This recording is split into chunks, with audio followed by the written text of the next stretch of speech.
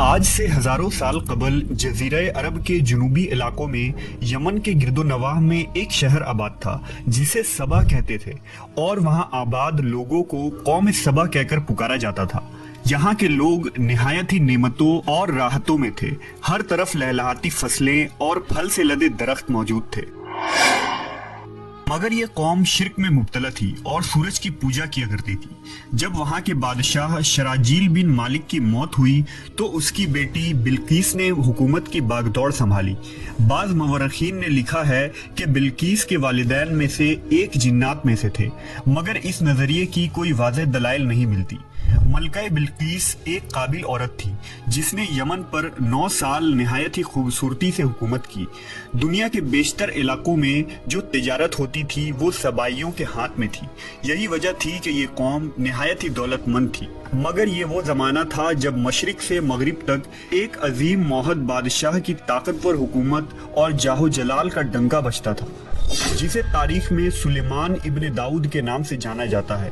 حضرت سلیمان علیہ السلام کی حکومت دنیا کے بیشتر ممالک میں تھی، جس کا دارالخلافہ یروشلم شہر تھا۔ آپ کو ہوا، جنات، چرند و پرند اور جانوروں پر حکمرانی عطا کی گئی تھی۔ ایک دن کا واقعہ ہے کہ حضرت سلیمان علیہ السلام نے دربار لگایا تو جن و انس، جانور اور پرندے سب کے سب حاضر ہوئے، مگر ان کا چہیتا پرندہ ہدہد غائب تھا۔ آپ نے پوچھا ہدہد کہاں ہے؟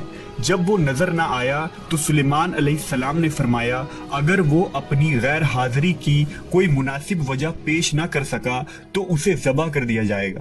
ابھی یہ گفتگو ہو رہی تھی کہ ہدہد حاضر ہو گیا۔ پوچھا گیا تم کہاں تھے؟ ہدہد نے بڑے احترام سے جواب دیا، اے اللہ کے پیغمبر، میں اڑتے اڑتے ایک ایسے ملک پہنچ گیا جہاں لوگ شرک میں مبتلا دیکھے، وہ آگ اور سورج کی پوجا کرتے ہیں۔ ان کی ایک رانی ہے جسے وہ بلقیس کے نام سے پکارتے ہیں، وہ ایک بہت بڑے تخت پر بیٹھ کر حکومت کرتی ہے۔ اس کے تخت میں قیمتی ہیرے جواہرات لال زمرد جڑے ہوئے ہیں، اور اس کے پاس تمام شاہی سامان آرائش و نمائش کے موجود ہیں۔ حضرت سلیمان علیہ السلام نے کہا اگر تمہاری بات سچ ہے تو میرا خط اس ملکہ تک پہنچاؤ تاکہ وہ شرک سے باز آ جائے، اور خط پہنچانے کے بعد وہاں بیٹھ کر سنو کہ وہ کیا رد عمل اختیار کرتی ہے، اور پھر آ کر مجھے خبر دینا۔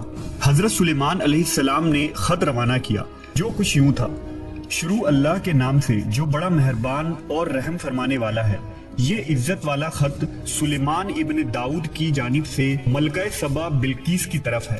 جو ہدایت کی پیروی کرے اس کے لیے سلامتی ہے۔ مجھ پر غلبہ کی خواہش نہ کرو، میرے مقابلے میں سرکشی اختیار نہ کرو، بلکہ فرما بردار اور مطیع ہو کر میرے پاس آ جاؤ۔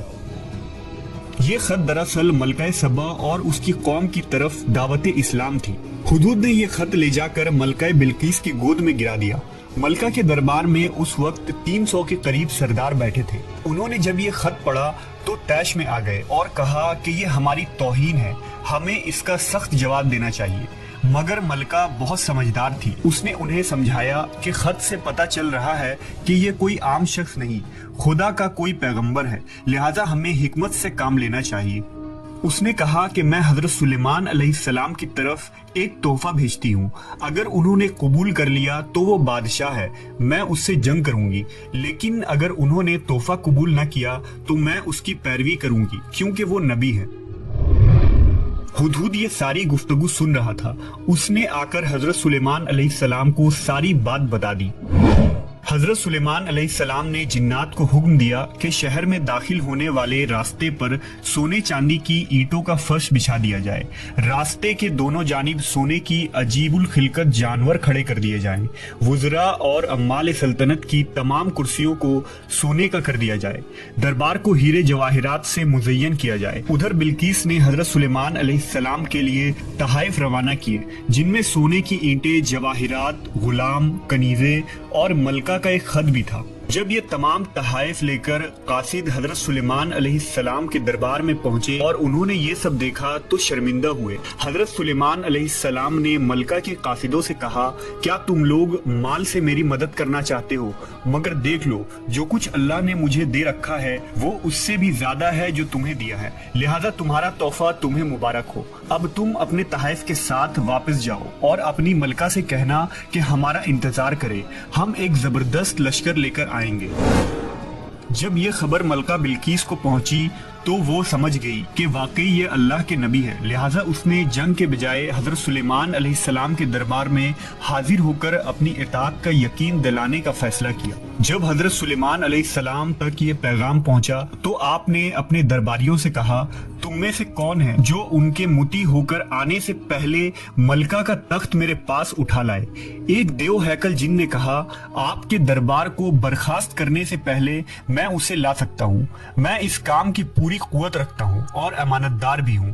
پھر ایک اور شخص جس کے پاس کتاب کا علم تھا، اس نے کہا، میں یہ تخت آپ کو آپ کے پلک جھپکنے سے قبل ہی لا دوں گا۔ پھر حضرت سلیمان علیہ السلام نے اس تخت کو اپنے پاس رکھا ہوا دیکھا تو پکار اٹھے، یہ میرے پروردگار کا فضل ہے تاکہ وہ مجھے آزمائے کہ میں شکر کرتا ہوں یا ناشکری، اور جو شکر کرتا ہے تو اس کا شکر اس کے اپنے ہی لیے مفید ہے، اور اگر کوئی ناشکری کرے تو میرا پروردگار بے نیاز ہے اور اپنی ذات میں بزرگ و برتر ہے۔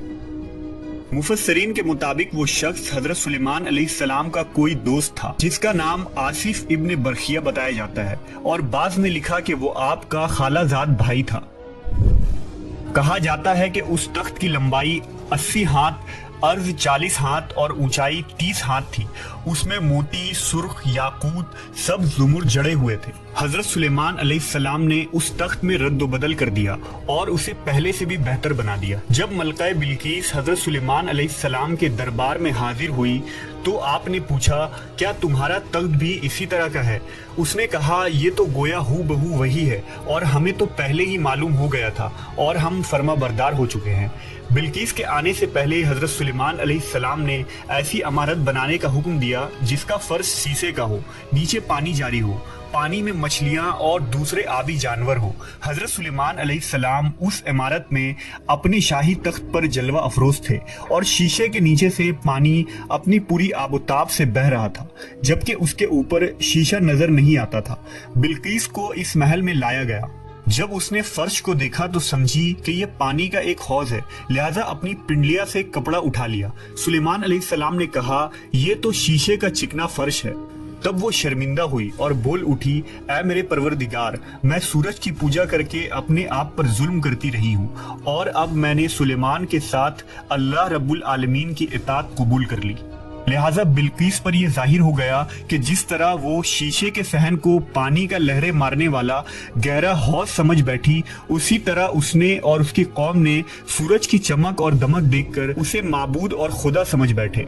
اسے اپنی فاش غلطی پر نہایت ہی شرمندگی ہوئی۔ بعض مورخین نے لکھا کہ اس واقعے کے بعد ملکہ سبا مسلمان ہو گئی اور حضرت سلیمان علیہ السلام کے نکاح میں آ گئی، جبکہ بعض نے لکھا کہ آپ نے بلقیس کو یمن واپس بھیج دیا اور اس کے لیے وہاں 3 بڑے محل تعمیر کروائے۔